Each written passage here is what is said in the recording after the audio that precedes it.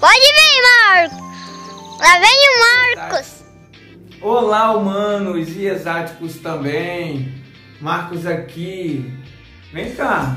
A França já teve uma colônia no Rio de Janeiro e divergências religiosas puseram fim a essa colônia? Vamos descobrir essa questão? Vem comigo. Não vai embora, fica um pouco mais, ninguém sabe fazer. Já pensou em uma Torre Eiffel no lugar do Cristo Redentor no Corcovado? E se Zidane fosse ídolo e não Carrasco? E se Zé Pequeno fosse francês, hein? Dadinho. Ta gueule, Dadinho, il est mort. Maintenant c'est Zé Pequeno, enfoiré. C'est Zé Pequeno, t'as entendu? Tu vas crever. Há tempos, a França sonhava com um projeto ultramarino. Onde estava, afinal, o testamento no qual o pai Adão legara o mundo às coroas portuguesa e espanhola?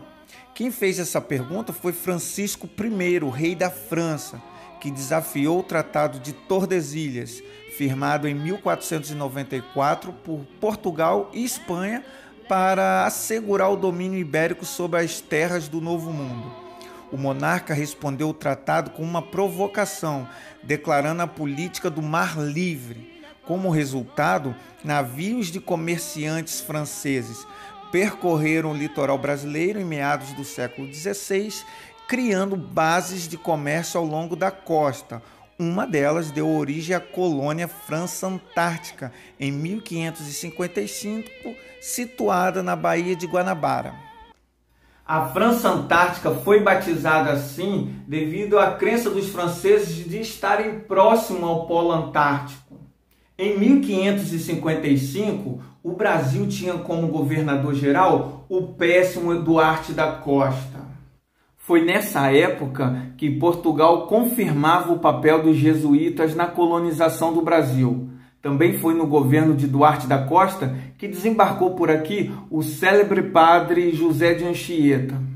Vamos recordar que os jesuítas eram responsáveis pela catequização dos indígenas e pela educação no Brasil colônia.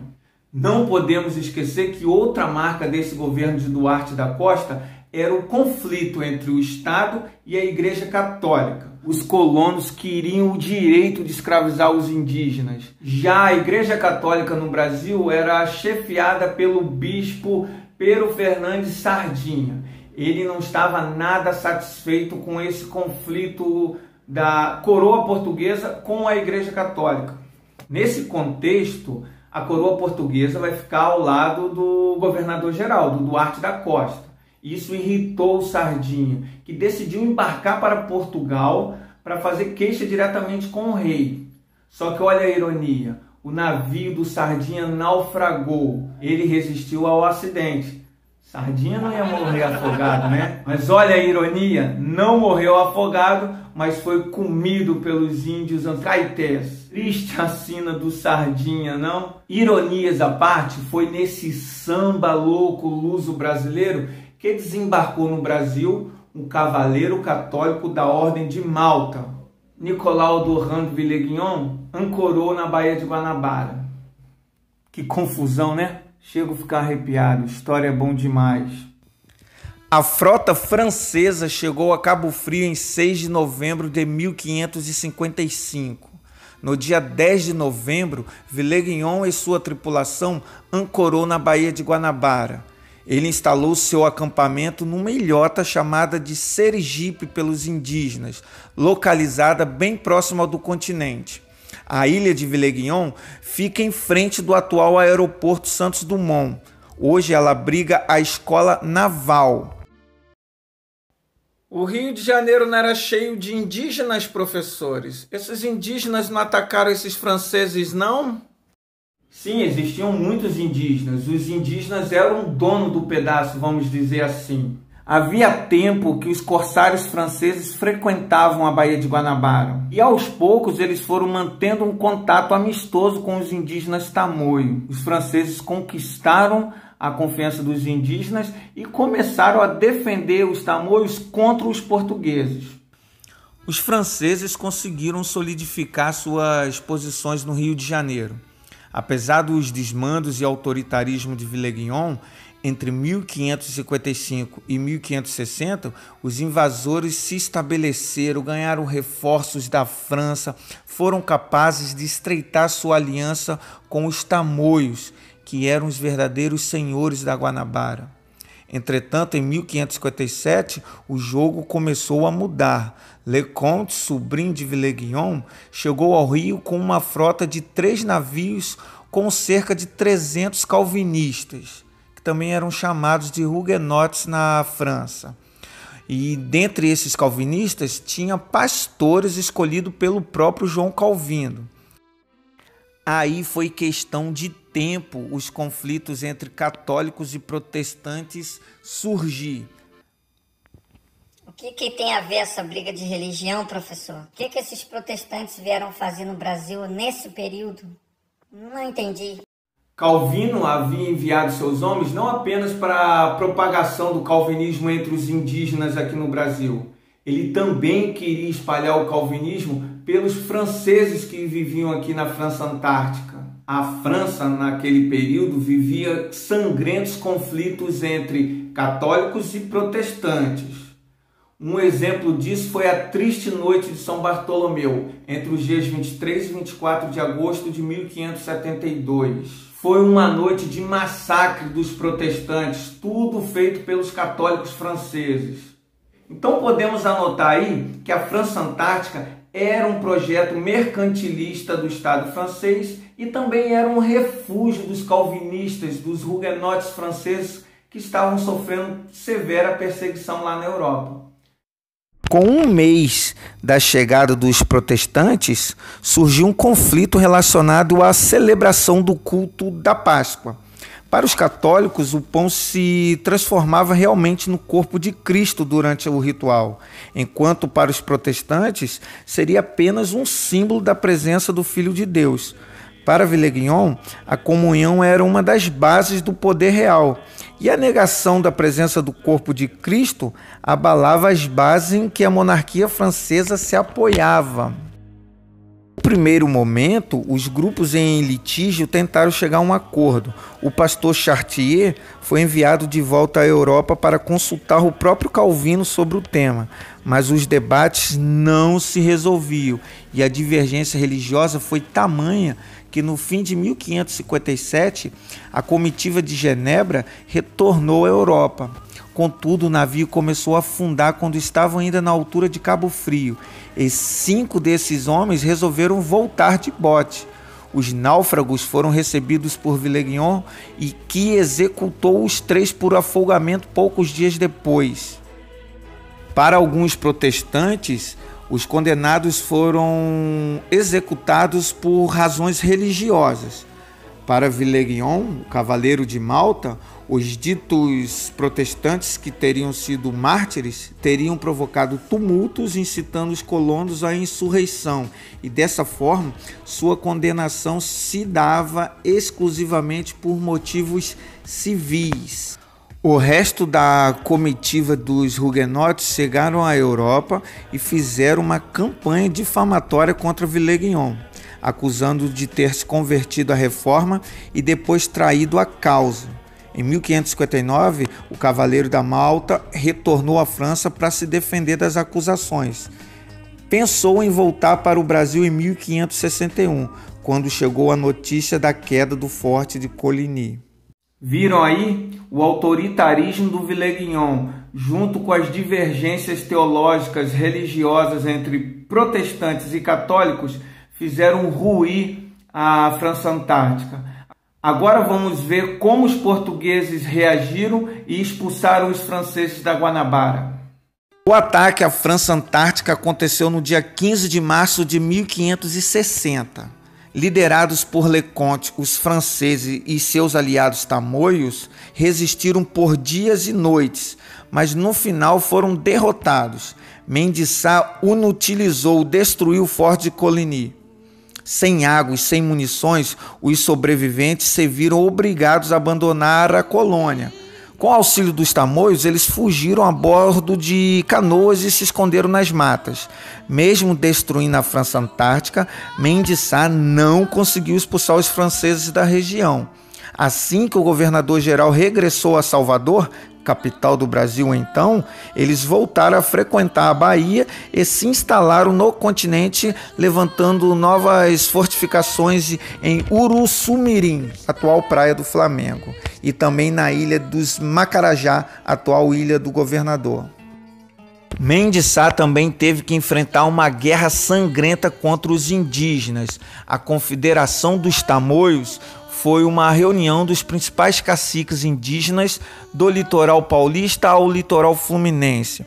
A principal motivação da Confederação dos Tamoios foi a revolta ante a ação violenta dos portugueses contra os índios tupinambás. Nesse contexto, vamos ter de um lado os tamoios, aliado aos franceses, contra os tememinóis e os portugueses. Os portugueses e os tamoios travaram combates sangrentos até 1575. Exemplo, a Guerra de Cabo Frio. Depois de muita luta, os tamoios foram vencidos e exterminados por doenças e pelas armas lusitanas. Em 1565, Mendes Sá ordenou seu sobrinho, Estácio de Sá, também seu braço direito, a voltar ao Rio de Janeiro com 9 navios e 220 homens.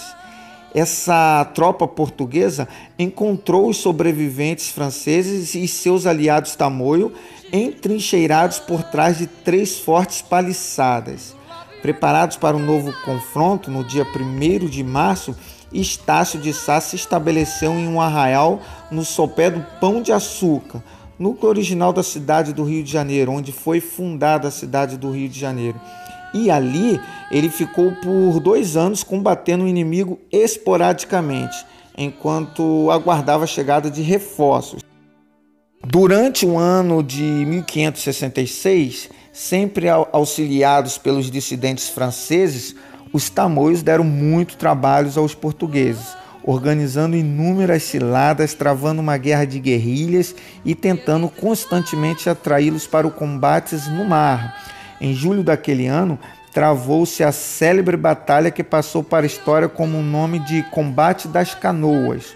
Com um grande contingente de cerca de 180 grandes canoas, nos quais se amontoavam talvez mais de 2.000 guerreiros, os guerreiros tamoios atraíram os portugueses para uma emboscada em uma das tantas reentrâncias da Baía de Guanabara. Quando a derrota dos lusos parecia certa, um tiro disparado por uma pequena peça de artilharia atingiu um depósito de pólvora localizado no interior da canoa, provocando um grande incêndio. E isso também amedrontou os indígenas. Em meio à fumaça, alguns portugueses julgaram ter visto a figura de São Sebastião combatendo ao lado deles contra hereges e pagãos.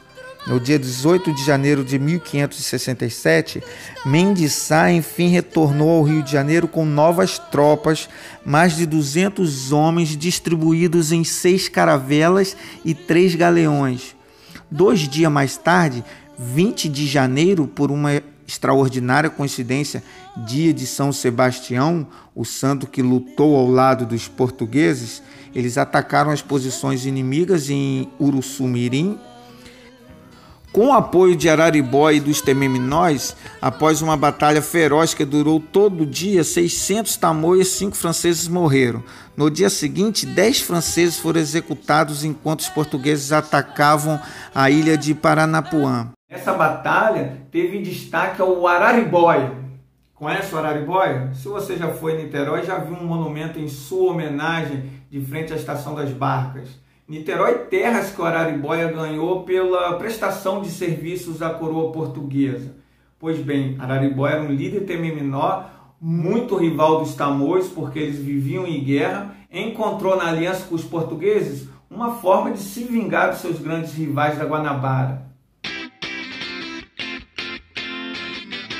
A história de Portugal também liga com esse lado mítico com os santos. Não é à toa que eles viram São Sebastião lutando ao seu lado. Não é à toa e nem coincidência que 20 de janeiro é o feriado no Rio de Janeiro do padroeiro da cidade, que é São Sebastião. Vocês sabiam que o nome da cidade do Rio de Janeiro é São Sebastião do Rio de Janeiro? Tudo homenagem ao santo que lutou do lado dos portugueses contra os invasores franceses e contra os indígenas. A última batalha foi definitiva. Enfim, os franceses estavam derrotados. Seus aliados tamoios também não tinham mais chance. Porém, essa vitória foi pouco celebrada, já que o nosso amigo Estácio de Sá foi vítima, vamos dizer, da primeira flecha perdida da Guanabara. O Estácio de Sá foi atingido no olho durante a Batalha de Uruçumirim, com uma flecha envenenada. Após um mês de agonia, Estácio de Sá faleceu. De todo modo, finalmente o Rio de Janeiro era português. Professor, minha grande dúvida é essa. Isso cai na prova? Isso também cai na prova? É minha dúvida. Cai na prova isso? Eu não entendi muito. Cai na prova? Eu sabia que você ia aparecer com essa pergunta, Romildo. Se liga, as invasões holandesas em Salvador e em Recife vão ter um destaque importante em nossa história, assim como as invasões francesas, como a França Antártica. Então, Romildo, estude o Brasil Colônia e estude as invasões estrangeiras em nosso território. Bom, pessoal, chegamos ao final de mais uma equação humana. E sim, a França teve uma colônia no Rio de Janeiro e ela se chamou França Antártica. E podemos também afirmar que divergências religiosas puseram fim a essa tentativa desse projeto ultramarino da França aqui nas Américas. Espero que vocês tenham gostado. Essa foi nossa versão da França Antártica. Se inscrevam no canal, deixem um like e até a próxima. Aquele abraço. Tchau, tchau.